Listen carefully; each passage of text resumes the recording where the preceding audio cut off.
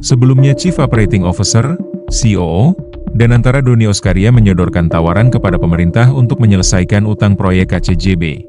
Tawaran itu yakni meminta pemerintah menambah penyertaan modal kepada PT Kereta Api Indonesia selaku pemimpin konsorsium kereta cepat, dan sebagai gantinya pemerintah mengambil alih infrastruktur proyek tersebut. Namun, Menteri Keuangan Purbaya Yudi Sadewa menolak usulan Danantara itu. Ia mengatakan Danantara, yang memperoleh dividen dari BUMN, semestinya bisa menangani masalah utang tersebut tanpa melibatkan APBN. Tepatkah keputusan Menteri Purbaya? Bola panas utang proyek kereta cepat Jakarta-Bandung atau WOS kembali bergulir usai Chief Operating Officer, COO, Danantara Doni Oskaria mengajukan sejumlah skema penyelesaian utang proyek kereta cepat. Dua skema itu diantaranya dengan menyuntikkan dana kepada PT Kereta Api Indonesia atau menyerahkan infrastruktur kereta cepat kepada pemerintah, yang artinya PT Kereta Cepat Indonesia Cina, KCIC, sebagai pengelola operasional, akan mengubah model bisnisnya menjadi operator tanpa kepemilikan infrastruktur.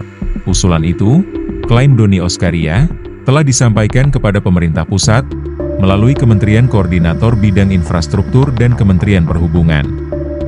Sehingga tinggal menunggu keputusan final. Nah ini apakah pemerintah menambah equity, modal, sehingga kemudian perusahaan ini menjadi self-sustain, mandiri. Karena secara operasional mereka kan sudah cukup, ujarnya kepada wartawan di Jakarta Convention Center, GCC, Jakarta.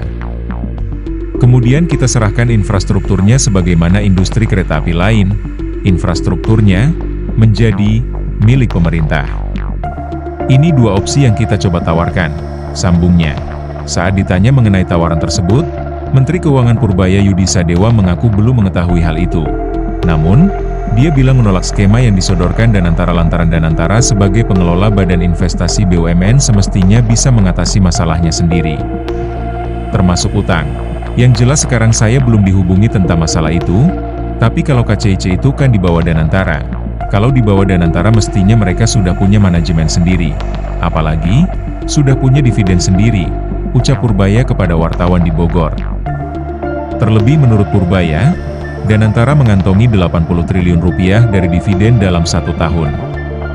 Sehingga sepatutnya bisa mengatasi masalah beban utang kereta cepat tanpa harus meminta uang dari pemerintah. Jangan kita lagi, karena kan kalau enggak ya semua kita lagi. Jadi ini kan maunya dipisah antara swasta sama government, cetusnya. Pada kesempatan yang sama, Direktur Jenderal Pengelolaan Pembiayaan dan Risiko Kementerian Keuangan, Suminto, mengatakan utang kereta cepat merupakan B2B atau business to business. Itu artinya tidak ada utang pemerintah.